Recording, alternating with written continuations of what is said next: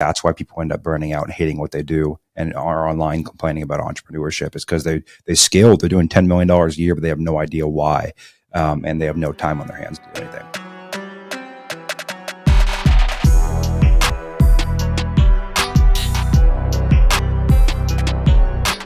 What is going on, guys? Today on the Collecting Keys Real Estate Investing Podcast, we have Cole Ruud-Johnson, who is another very big operator in the United States, and super stoked to have him on the show today.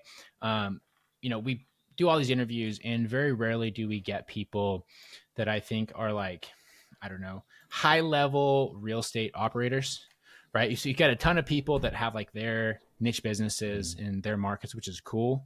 But for us as people that are also trying to grow like a larger business, getting the opportunity to meet with guys like Cole is honestly kind of why we started this podcast, to be able to sit down and have a conversation with him for like an hour and talking about everything from, real estate itself to business systems to kind of like the mindset around business and everything else is super valuable. And he covered a ton of great stuff in this episode. Yeah, he's already 25. And I think we've had guys who are 65 or people at least double his age that haven't dropped as much wisdom. So he's done a lot and he's a true operator.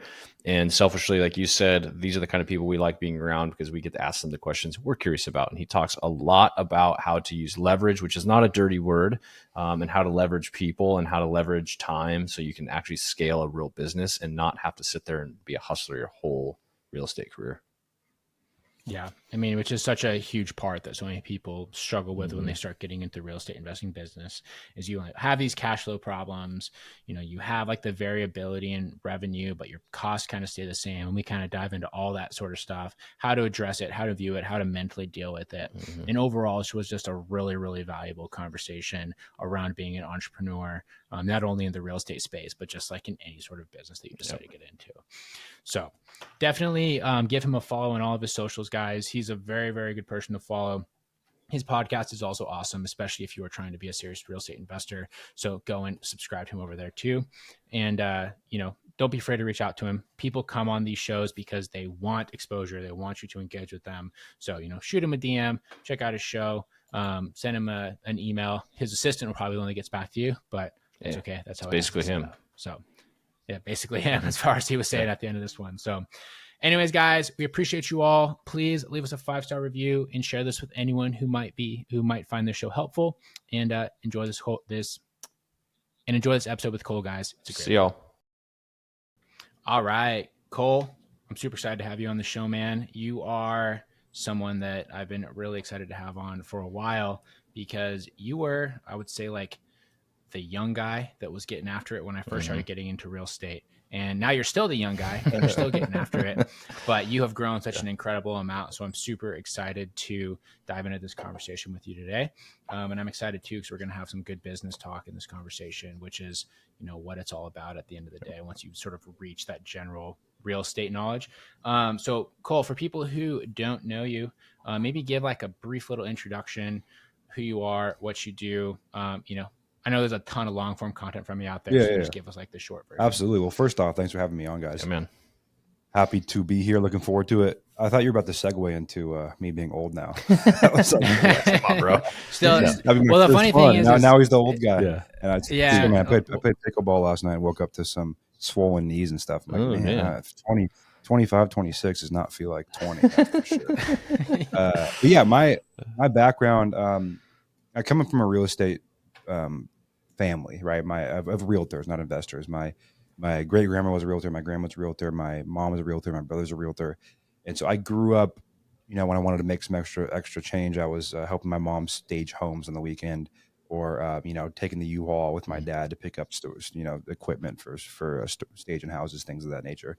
And so when the older I got into high school and then college, every day I'd sit in class, I just want to figure out a way to make my own money. It made me literally sick to my stomach for whatever reason. I don't know if I was born that way or something happened, but it made me sick to my stomach to think of working for someone else. And I've never had a job. When I first needed to make money coming out of kind of end of high school, I would coach basketball, or I do my own trainings and invite a bunch of kids and charge their parents $50 in a lesson or whatever. And so fast forward into college, there was one Tuesday I drove home and was like, screw it, I'm headed home. So I dropped out my sophomore year, and I had done running start. So I had a couple years already done. I was like, I can go back if I need to and take a couple years here and dive into this. And that led into me being a real estate agent. My whole family was realtors. And I said, man, I want to make money, right? I want the BMW. I want to be able to go have coffees 3 times a day. And I want to be, that's the realtor life, right? So I had my license from the summer before, and I started doing open houses and showings, and quickly realized that you don't get rich all of a sudden from being just because you have your real estate license, especially when you're 19 and you live in Seattle. And so then finally, I'm going through this quickly because I want to get to the important part. I hung my license at a brokerage called Caliber, who did a lot of auction stuff. So they were going to the auction. They were having Thursday night investor meetings at their office, collecting checks, going to the auction the next day for their clients and bidding on auction properties and making assignment fees. And I'm like, man, that's an interesting business. And I think I've always been, predispositioned towards business more than real estate. So it was a good kind of combo. And that led me down the path of wholesaling, which is what my primary thing I did for a couple of years. And obviously that's led to a bunch of different companies, which I'm excited to talk about those with you guys as well today. But that's my background. It was a pretty simple. I had to make money. I was probably the worst realtor of all time. I just didn't like it. So I went the wholesaling off market route and found that game, and that has led in door after door after door after door for the past 6-7 years. Yeah, absolutely. Right. And it's such a simple sort of origin story, right? But I think that's mostly where a lot of people come from. People just like to add an extra drama to make it interesting, right? Yep. So no, that's cool though, man. So now I guess fast forward, you have done a ton of stuff the past couple of years. You had a very successful wholesale operation. That's where I first got introduced to you years ago. I think maybe when you were on BiggerPockets or one of those. What are all your businesses look like now? Because I know we talked right before the show, business is now your main focus. Yeah. So for my real estate business in of itself, for years and years and years, we do a couple $1 million a year in revenue, but there was no the more I realized and I grow in business, you have to have like a clear what and why. I didn't really have that. I was just doing it to pay the bills, to make money, to make 10, 20, 30, 40 grand a month, and to live the life I wanted to live, which is awesome. But as I've gotten into it more intensely, I've started thinking about how do I use the real estate business as more of a very tactical place to build something meaningful. And for me, that's so business. So my other companies, like I own a couple big call centers, and we also do some consulting, and those are for the most part much more scalable companies. And so what they do is they feed my real estate side now. So I don't just wholesale to wholesale. I don't just do deals to do deals. It's very intentional now. Helipad's still running, but it's very intentional. If we're going to do a deal, there's a purpose to it. It's not just to make a check, because in all my other businesses are surrounding real estate. It's just the real estate company itself. And that's what I teach a lot is you have to have an intention to it. Otherwise you're just going to always be on the hamster wheel, which is dangerous because I've seen that happen to so many people. They flip houses their whole life. They get to 50, 60 years old and they realize, crap, I made a ton of money, but I have no idea where that money is because there's no intention behind their business. And I think to a lot of people, they just scale to scale. And to me, scale means profit and purpose. Like scale means how can I make more money and what am I going to do with that money so I can build a machine. And my whole thing and everything I teach is how do we build machines that run themselves and machines that build machines. And especially if you're listening to this, how do you build a machine that buys real estate or wholesales real estate or flips real estate rather than you being the person wearing all 7, 8 hats, doing all the work. So I have a call center. We service real estate investors, also a bunch of different people in different industries. That's grown big time. Our headquarters in Belize now, which is a couple hour flight from LA, couple hour flight from New York, Central Time Zone, English first country. And then we have a couple consulting businesses and then the real estate stuff. So yeah. Heck yeah. I like what you're saying there. Like, so you have these other businesses that are real estate adjacent, but that's what's feeding your investment strategy. Is that kind of what I'm hearing? So you're creating the income so that which is your purpose to invest that money and let that machine keep growing over there as well. Yeah. Every person I met that's extremely wealthy has figured out how to play the game of business and growing actual businesses, even if it's a real estate business, and then protecting that wealth and compounding that wealth in real estate. So that's my what and why now. It's generate as much cash as possible through my companies and then strategically invest that into real estate and do deals that have long-term purpose, not just to make 10, 20, 30 grand, which is awesome. You can make a lot of money wholesaling, a lot of money flipping. I think it's an incredible business. But for me, I'm just trying to be more strategic now with the purpose behind each deal that I do. Yeah. Yeah. I mean, I think that's something that so many new people to entrepreneurship, or like I'd say like most people, they start with a financial freedom movement and then entrepreneurship kind of comes around after that. Yep. But they don't realize that in order to make passive money, you have to be making like real money. You have to have the vertical income as well. So I love kind of that transition that you went through. And, a lot of people, they tend to find that through real estate, through wholesaling, through flipping houses, whatever that is. And you're completely right. People don't have like a sort of strategy. So when you're doing it with intention now, are you still wholesaling businesses with your HelloPad company, or are you literally just doing that as like a private marketing machine for your own deals now, and you're using these other companies to buy those investments? Yeah, we do deals when they come our way. So we're still doing deals. I guess my point is we're just not like, I have no intention of doing deals just to do deals. So we still do deals, but it's not my main focus is just running up wholesale deals. So yes, it's more of a tactical machine to build what I want to build. And obviously, I think the best combination, especially in a tax strategy, is to make a bunch of money, whether that's flipping, wholesaling, doing other businesses, and then protecting that in real estate. Like that's how a lot of the wealthiest people in our country operate. So I think that's more of my angle now. It's less about like, hey, let's go do 200 assignment deals in the next year. It's more about, okay, yeah, we'll do the deals that come to us that make sense. Because obviously, like I'm for profit. If a deal comes to across our plate, it's $50,000 wholesale deal, we're going to do it. But how do we focus our team on the real estate side on stuff that actually moves the needle for myself? Because a lot of people, I think that they forget you're either building a life around your business, or you're either building your life to serve your business, or your business to serve your life. And I asked myself that question a year ago. I'm like, what? And I was more so building my life to serve my business. And I think that's why people end up burning out and hating what they do and are online complaining about entrepreneurship, is because they scaled. They're doing $10 million a year, but they have no idea why.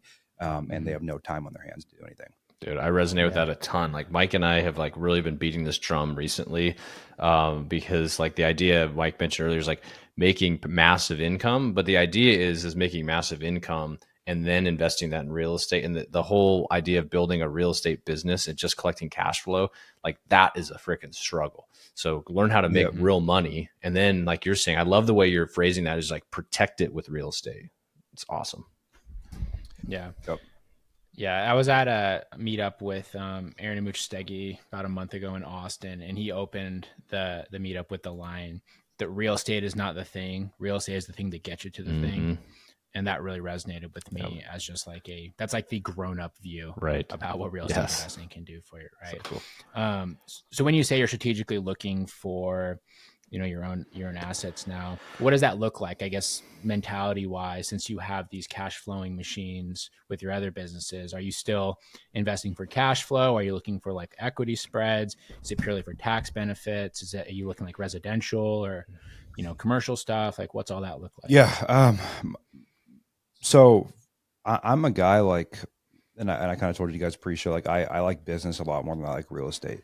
So a lot of what I do is purely like protection. So a lot of what my HelloPad does now, we're looking at just like really solid assets in markets like San Diego, where I live now, that, you're not going to get a crazy return. You're not going to get an insane amount of cash flow. You're not going to get, we're not flipping them for $100,000. What can we buy that we know is going to appreciate? Because San Diego is an appreciation monster. What can we buy that we at least make a little bit of money on, that's an appreciation monster that gets us tax write-offs and is in a safe, secure market?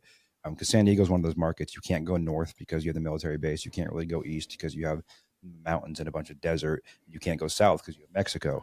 So you're really kind of cornered, and you get just a massive appreciation. So that's my thing is how do we buy assets that have equity built in, have a little bit of a value add component if we want to sell them or whatever, and play that game on the real estate side, and on the business side, make as much cash there to do that. That's more my thing now. Like I'm not really a big cash flow guy. Like I've owned a portfolio of duplexes around the country. I've tried the in your backyard model. I've tried the around the country model. And I just never got I know it works for people, but it's always, anytime you see someone online saying, oh, we're making $500 a month on this house, I go, yeah, but one thing breaks and you're in the red for the year, right? Like it's not as attractive of business. And I think the real estate business, especially scaling a flipping company, a development company, people don't realize you have fixed overhead and variable revenue, right? You don't have any recurring revenue. Everything's variable on the revenue side. And so you're locking in salespeople, and you're locking in an office, and you're locking in debt. You're locking in a bunch of stuff that's fixed expenses on variable revenue, and revenue that's very dependent on the market. And I'm not like a negative anti-real estate. Like I love real estate. It's what made me who I am. It's more of just cautioning people as they're building their company, why they're building it and what they're building. Because I think you can wholesale and flip houses your way to an amazing income. But eventually, if you don't start focusing on building a business and an organization, it won't last long. Either you'll burn out, or you'll get golden object syndrome. You'll chase the next best thing a guru put online.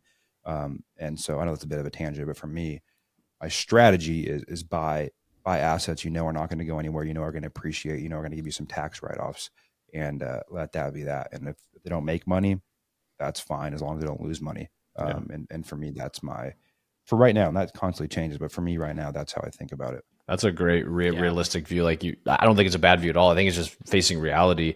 And you're saying you're not doing deals just to do deals, which is what we get caught up into, this rat race. Like you're saying, like if you're a flipper, like you're just flipping to flip at some point because you have an arbitrary goal, or you have to pay your fixed overhead, your crews and all that sort of stuff. And Mike and I are trying to be like this too in real estate. Just be more opportunistic with the opportunities in front of you, and use what you have, your massive income or your income from your business, to take advantage of longer term plays in real estate. And it seems to be, like Mike said earlier, the mature way to look at it. And I think what you're saying, it's a really realistic point of view. Yeah. I mean, look at San Diego, the median home price just for a single family is about $1 million. So I go, hey, if I buy 5 homes in the next 5 years in good areas that are $1 million-ish bucks, okay, they may just break even. In 10 years in San Diego, those are probably going to double in value. So that's, in the next 10 years, I'm going to have $5 million in appreciation. And a lot of times a lot quicker. And that's the game. It's to buy solid assets, let them appreciate, and then 1031 into if I want to 1031 into duplexes, fourplexes, and go bigger and play bigger game. That's awesome. And I can use my machine, the machine I know how to do, which is source deals, to go find those assets. But I look at some of the most wealthy guys I know. A lot of people don't do this either, but really taking advantage too of the 2 year. If you're married, right, every 2 years you trade your primary residence, you get a $500,000 tax free. And in San Diego, you get a little bit of value add. You're doing that every single 2 years, and you do that for 10 years, and you have a couple $1 million just tax free income that way, not income, but tax free equity that way. So that's the thing I think about. It's a lot more simple than people think. Like they don't have to do 1 million deals to live the life they want to live, and that's why I think screws people over, is because then they get on that hamster wheel and they start building their expenses and building their overhead. They don't need to most of the time, they don't need to hit their goals. Yeah. So that, what you mentioned there about the fixed expenses with the variable income is such a misunderstood thing by, I would say, like smaller investment companies. And, with our coaching program, people ask us all the time. In fact, someone asked us this on our coaching call yesterday, is like, how do you guys manage the cash flow situation with this? Because, I feel like we'll have a lot of money coming out, closings get delayed, deals aren't as big as you expect. All of a sudden you're in a cash crunch, and that's pretty much unavoidable, right? Because you can determine what your average cost per deal is going to be, but you don't know if that deal is going to be, a $10,000 fee or a $100,000 fee. Like it can literally vary that much for the same cost. So let's transition over to like the system side and the business side of what you're talking about. And for someone that's kind of stuck in that hamster wheel, right, or trying to like figure out how to solve that, what are like some of the main systems that they could put in place to overcome that, do you think? Yeah, I think systems wise, if you feel like you're on a hamster wheel, really the first thing you need to understand is what you're doing with your time. That's where I start. And so there's an exercise that anyone I work with or anyone I talk to, or people on my team, like our mid-management team, the leaders in our companies, it's the same strategy I have them do, which is the time audit. So they spend 2 weeks and they document their day in 30-minute increments for 2 weeks. And that's a good place to start, because then you're really going to see like, where's my time going? And for most people, even if they say they're working 10 hours a day, they're probably only really working and moving the needle for an hour and a half, 2 hours a day. And I see that time and time again. And so first understanding the first thing of leverage, which is time, where your time's going. And then the next thing I always focus on is based on that is how we can start buying back our time. Like, I don't think people need to go in and grab a super fancy CRM or anything like that. I think the first systems, like baseline foundational thing you can do after understanding your time is hiring global talent. Because people, even if you're making $50, $60, $70,000 a year, you can afford to start hiring someone for $3, $4, $5 an hour. They can come in and take all the admin work off your plate, because most people aren't really struggling. Yeah, they have a lack of systems, and you can also automate a lot of things, but a lot of people are struggling with burnout and exhaustion, and they feel like they don't have time because they're spending so much time doing admin things they just don't need to be doing.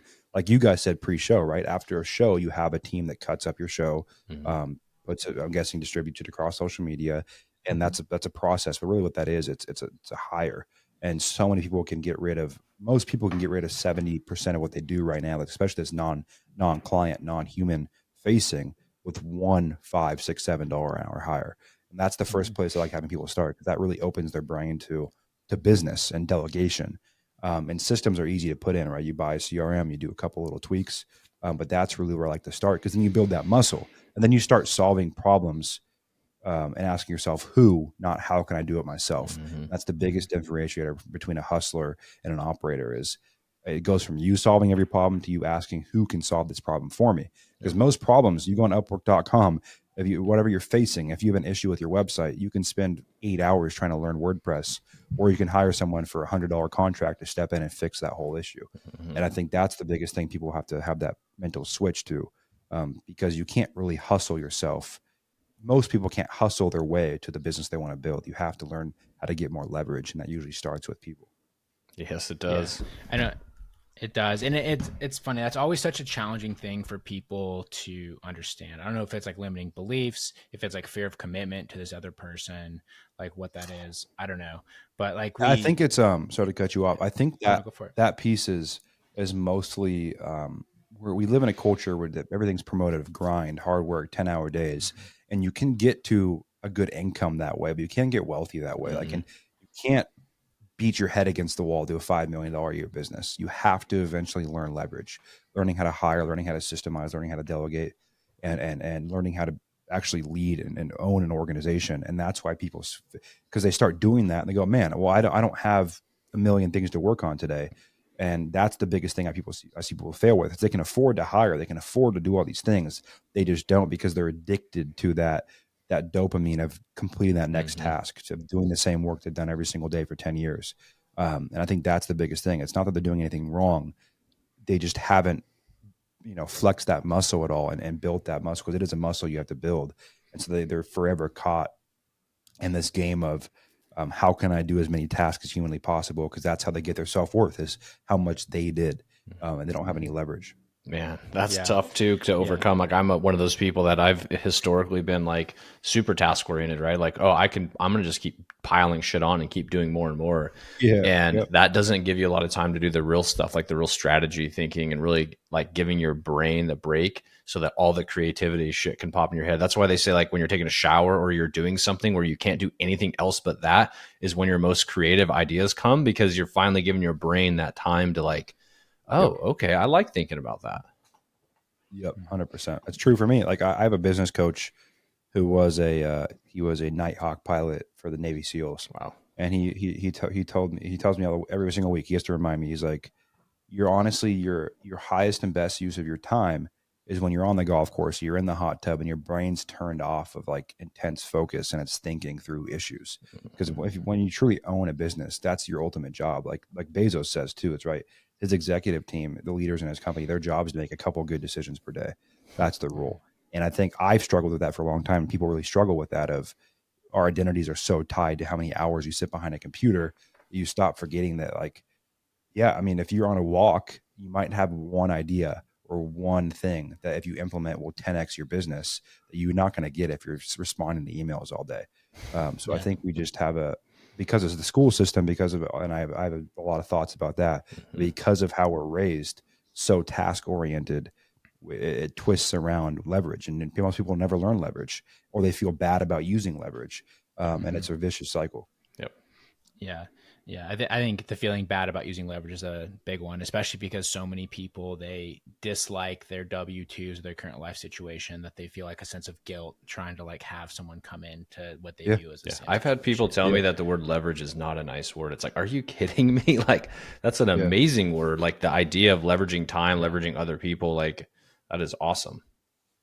Yeah, I get, whenever I post about my call center, I get so much hate. Like, oh, you're paying these people $5 an hour. I'm like, yeah, but you go to these countries, and like I've been to Belize, I've been to our centers down there, and people are thrilled to have, because that's the top of the pyramid employment in their country, Right. and jobs are not a bad thing. And I feel like most people should have jobs, because everything we're talking about is awesome, but most human beings are not capable of containing the amount of stress and things that go wrong to own a business. Because business on paper is simple.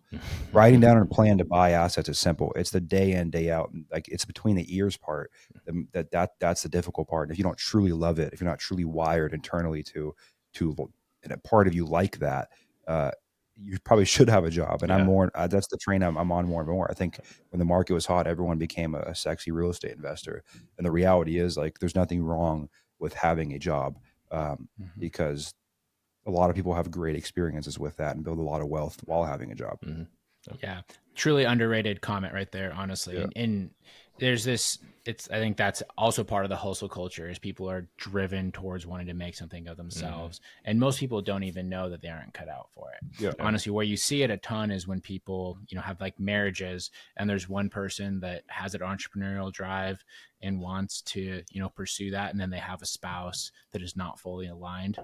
And, we all know guys and girls who have these, entrepreneurial spirits, and they always have the same question, like, how do I get my spouse on board? Like, they're not willing to take the risk. They're not willing to, commit to these things. Like, well, they're not the same mindset, and they're not going to be able to convince them. Like, they just don't have that natural bug. Right. Yeah. A lot of it's just built in, I feel like, and reality. So yeah, I mean, I think, and a lot of people have spouses too that do support them, but this is another game I think people get caught up in.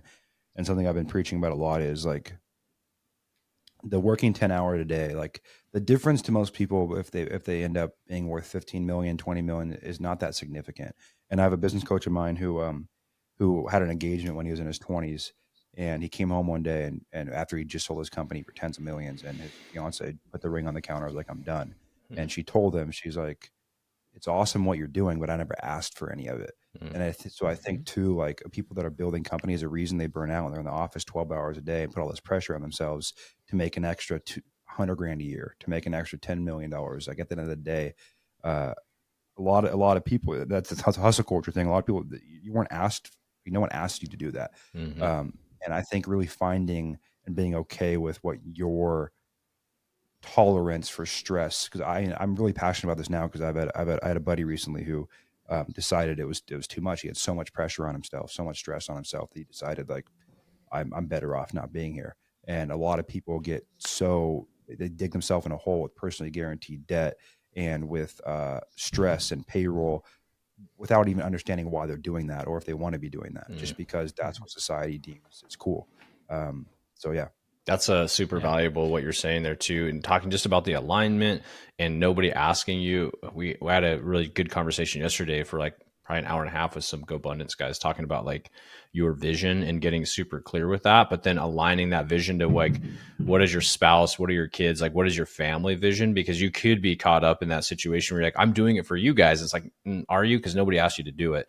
Now you're just like burning the candle wick at both ends because some ego thing. Asshole, yeah, right? exactly. It's an ego thing, right? And I had to ask myself, like, what does my wife truly want? And she grew up with a dad who's in business, so she likes that life, right? She wants, and she's okay with that. But it's still like, do they really care if there's like an extra 20 grand left over at the end of the month if we don't need it? No, most, like, they really don't. Obviously you still want to have financial security, and I'm very pro money, very pro capitalism. Like, I'm all about make as much money as you can and provide as many jobs as you can. But I think the game, so many people are hurting so bad, right? Especially right now with the way the market's turned, because they're playing a game they don't want to be playing, just because they think other people care, or want them to be playing that game. Yeah. Yeah, absolutely. That's awesome. So going back to that overseas talent, which I think is, a huge piece that a lot of people need to work to their business. I'm not going to ask like how to get started finding that, because anyone can go post on Upwork or Yeah, on some like I have JobsWorks page YouTube or videos whatever. too that are like hours long of like Yeah, the step by yeah, step of that. yeah. They're all over the Yep. place, right? What would you say though for people who want to find the best talent?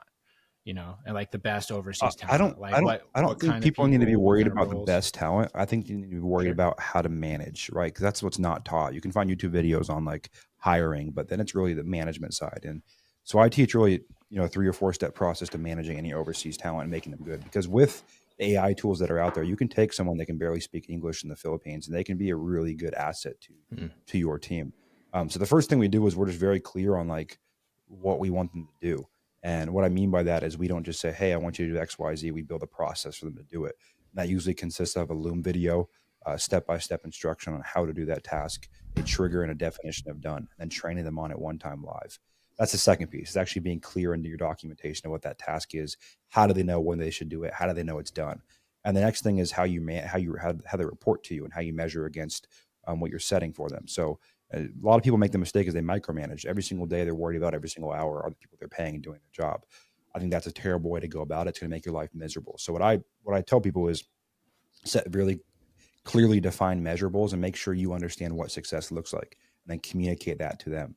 And then have your call once a week with them and have your KPIs. You can track what they're doing and measure against whatever you said success looks like. Because I see so many people, they go and hire someone from the Philippines. They treat them like garbage. They treat them like they're subhuman just because they don't live in the United States, and they expect them to perform great. And they're slacking them every 20 minutes, making sure they're doing their work. Like that doesn't work. What does work is setting a really clearly defined task, setting a very clear defined idea of what success looks like, communicating that, and then measuring against that on a weekly basis. That to me is what a good starting place is for managing someone. So it's not as much about finding the best hire; it's how you manage that hire. Because if you can do that piece right, you don't have to find the perfect person. So true. That's like leadership 101, right? Like set expectations. And then the one thing that people suck at is actually follow through on those expectations. Check in with them, help them grow, help them meet those expectations. Yeah. And I don't know what that is with like, the people that treat the overseas VAs like garbage. I've seen that all the time. Bad character trait. I've seen that from guys that I know are super well off that will be posting things like, hey, so my VA, I've been tracking their time, watching their screen. They're only actually working 30 hours a week. Like, how do I get out of having to pay them for 40? Or like, is there anyone that wants them to do 10 hours? Save $20. Yeah. I'm like, you think fucking Sharon, your assistant that sits at your office, works for 40 hours a week? No, she works for 12. Doesn't know how to use email. Yeah, that's they just shouldn't be business owners. That's exactly. They should not hire people. If you're taking the responsibility of hiring someone and taking ownership over their income, you have to know how to manage. Otherwise, you shouldn't be doing it. That's my opinion on that, because it's so common. Do you? I think that's the number one thing that exposes people to me of like, okay, yeah, you shouldn't own a business. That's just the reality of it. Do you have like a key hire that you've hired? I'm thinking like on the executive assistant level, or somebody that helps you kind of manage your day to day, because that's something Mike and I have talked about. Like that to me sounds like a really nice thing to have. I made a lot of hires. So my biggest thing, every business I grow, I follow just a step by step. So I hire for admin, then I hire fulfillment, then I hire marketing, then sales, and then leadership. That's my just like set blueprint. But what I can say is a couple key hires I made that have changed the game for me, not just in business, but personally. I have a personal chief of staff, and she's based in Toronto. She's makes a good salary and gets a commission on the businesses. And what she is, I call it like the Swiss Army knife. She jumps into any fire that's going on. She's like my clone of me. So she can handle any situation just like I could. She jumps in if we need a project completed, if we need to hire in a certain company. So she's like a bandwidth extender for each company and everything that I do. Then I have an executive assistant that's like email, calendar, inbox, bills, payroll, travel, all that kind of stuff. That's a life-changing hire for people, because like you shouldn't check your email more than once a day. And like my biggest thing that changed the game for me is an EA, $6-7 an hour. We have an email system where he has an inbox, I have an inbox. I only look at the stuff he puts in my inbox and we flag on our bi-daily review. I don't look at my email besides that unless he flags something for me. So I respond to attorneys, I respond to my business partners, and I respond to like requests from people that I know or through a connection. That's it. And that's what most people, they're spending an hour, 2-3 hours a day on email when you should be spending 10 minutes max. Same thing for Slack, same thing for your calendar, same thing for travel and bills. Like you can get half your day back. Most people can, paying someone $7 an hour. So I think those two things are big. And then the third one is kind of a luxury hire, but we hired a house manager, my wife and I. It's not even expensive. It costs like $1,000 a month. And she comes 3 hours a day. It's laundry, dishes, cars are clean, groceries are ordered, like everything's done. And that to me was the most personal life impactful hire, because you have that buys back a ton of time and bandwidth. And if you guys are married, I'm sure you can imagine what else that buys back in terms of just peace of mind. Right. So yeah, those are a couple that have really changed the game. I have a head of content too, who's full-time, who just all of our media strategy and runs our editors and our graphic design team and all that kind of stuff. Okay. Nice. Yeah, we just brought in the head of content, which has been huge for us. I have a question regarding your EA.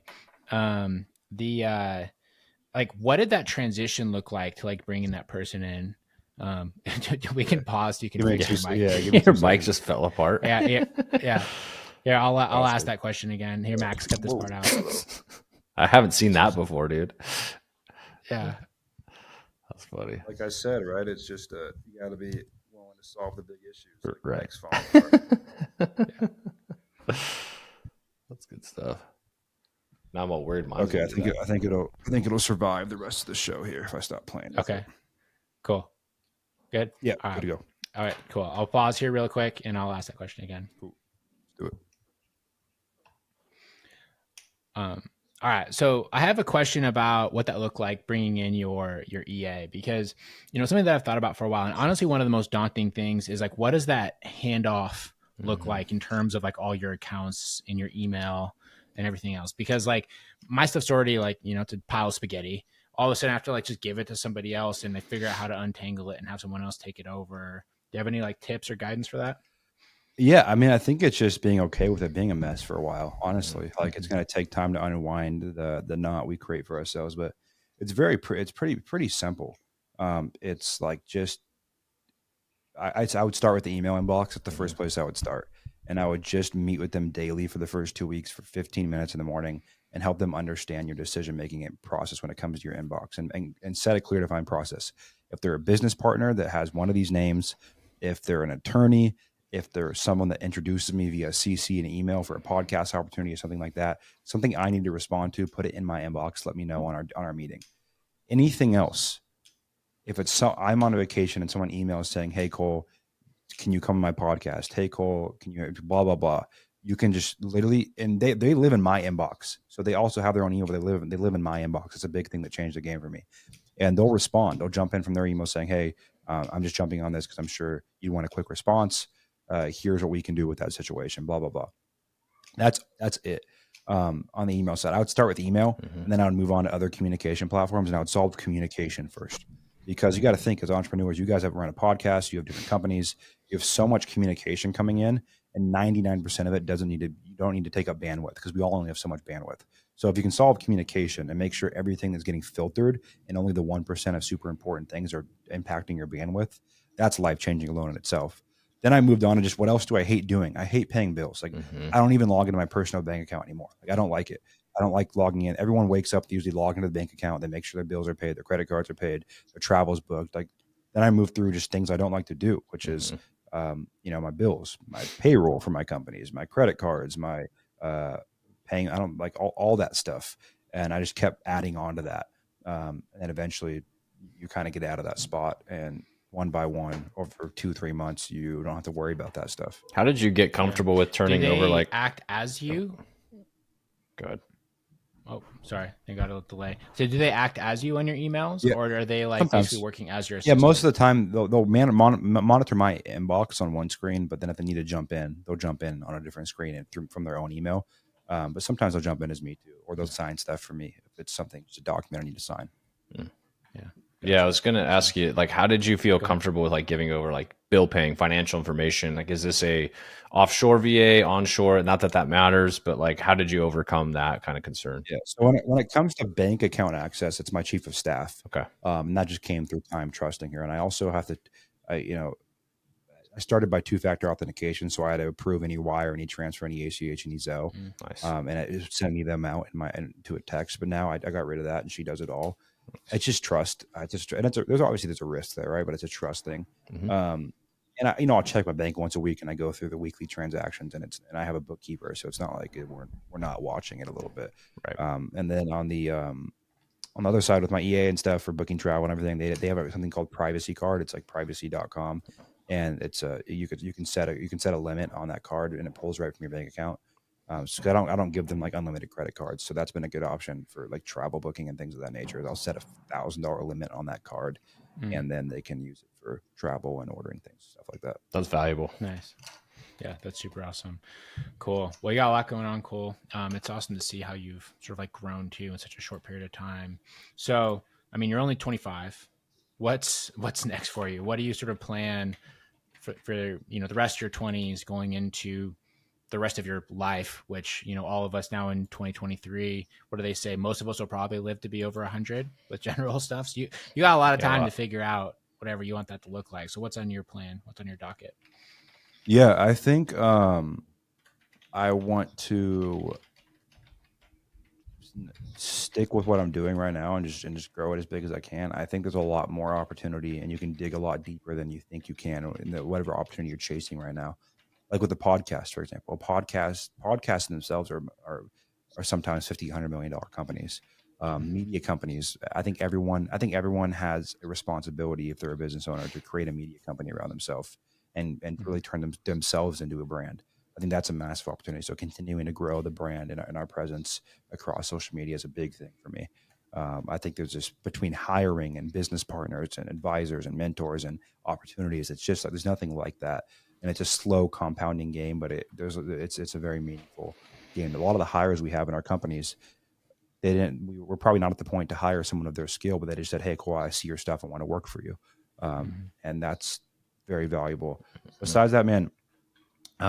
Continuing to grow the companies we have. I want to sell one of our companies in the next 4 years, and I think we're on pace for that. Cool. That's a big thing for me. And just as like it probably won't. It never feels as good as you think it will when you get there, right? But that's something I want to check off. And then that's it. Continue to grow my companies, get better and better as a leader and an entrepreneur.